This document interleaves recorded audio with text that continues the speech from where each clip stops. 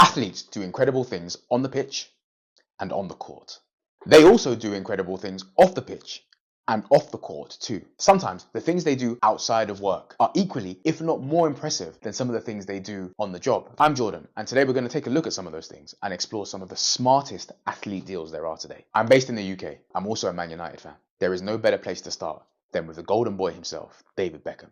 Recently, Netflix told us of the glitz and glamour of David Beckham's move from Manchester United to LA Galaxy. The MLS wanted him so much that they paid him a lot of money to come. They even universally made a rule that allowed MLS franchises to pay certain designated players outside of their current salary structure. And David Beckham was one of the first beneficiaries of this. But the best part about that deal was that the MLS gave David Beckham the option to buy an expansion team whenever one became available for $25 million.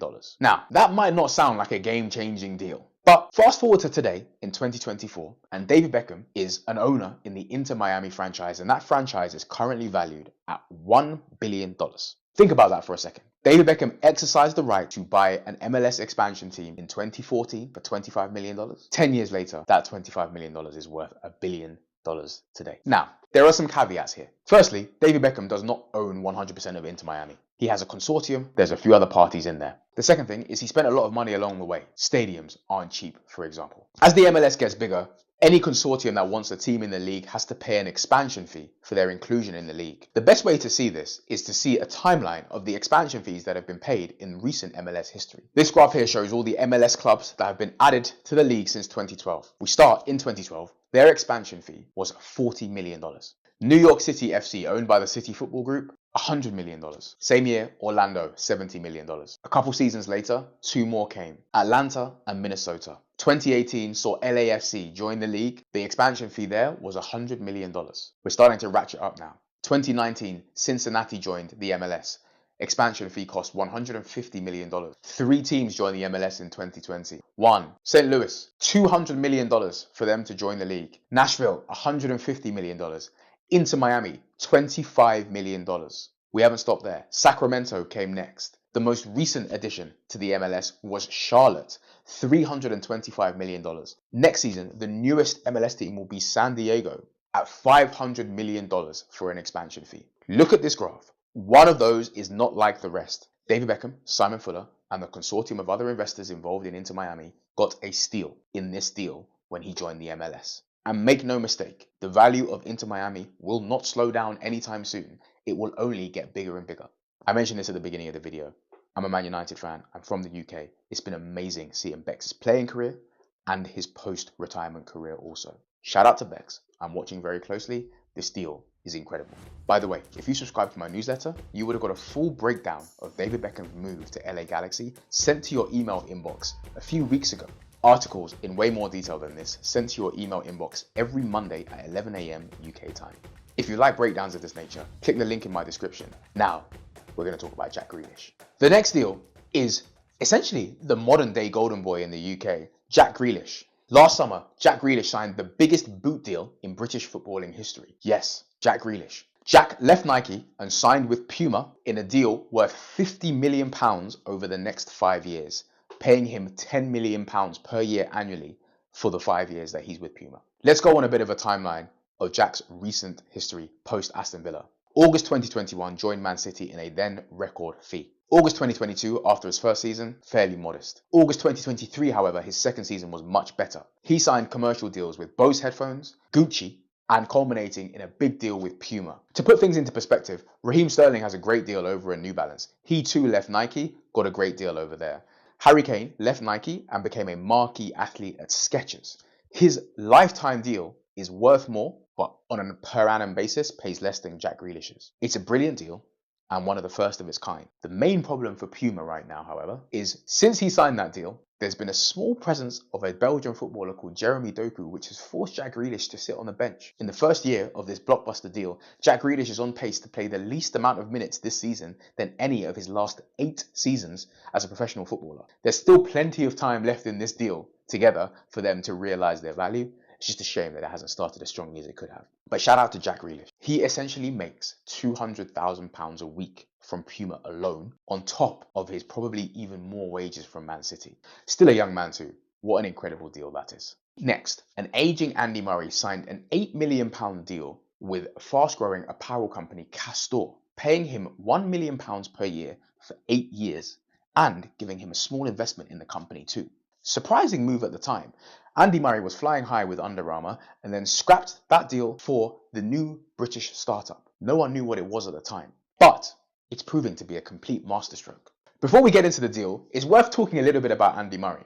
There's a reputation here in the UK that he's a bit of a miserable guy, bit of a scruffy lad, but make no mistake about it, he is one of the best tennis players of all time and he is about his money.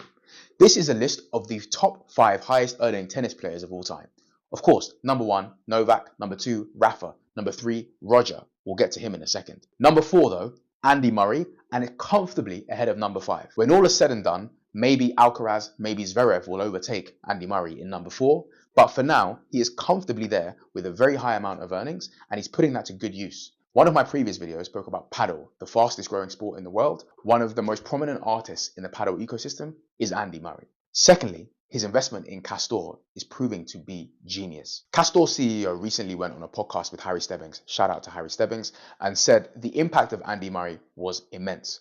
Look what happened in the first press conference when Andy Murray wore the Castore brand. Phil plastered him in this t-shirt that had Castore on the front, and I think we did more revenue in like the hour after that press conference went live than we had in like 3 months prior or something crazy like that, which I guess proves the concept of how valuable these top tier athletes are. Pretty good.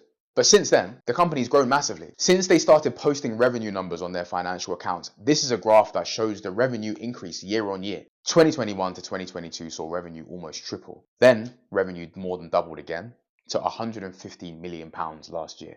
And reports suggest that this year, Castore will hit £200 million in sales. Now, again, there are some caveats here. They've raised a lot of money and they're spending a lot on marketing at the moment. But the value of the business now is reported to be £750 million after just 8 years of existence. And Andy Murray is an investor. Very shrewd alignment with a very fast growing brand. And again, very early in the company's journey. In 10 years time, who knows where this brand will be. Shout out to the Behan brothers, the founding members of the Castore brand, and shout out to Andy Murray. Hopefully, that investment proves to be as lucrative as the great man Roger Federer's in On Running. Federer famously left Nike in 2018 for Uniqlo. Uniqlo paid a then aging Roger Federer $300 million over a 10-year period to join the Japanese apparel brand. That new arrangement with Uniqlo had 2 key caveats. The first was that it had no retirement clause. Federer is going to get $30 million every year for 10 years, even after his retirement. He's still getting that money today. But additionally, it was for apparel. It didn't include shoes. That allowed Federer to invest in On Running, one of the fastest growing retail brands in Europe at the moment. The story has it that Federer's wife famously attended most of Federer's tennis matches, wore On Running shoes, and Federer liked the brand. The company is Swiss.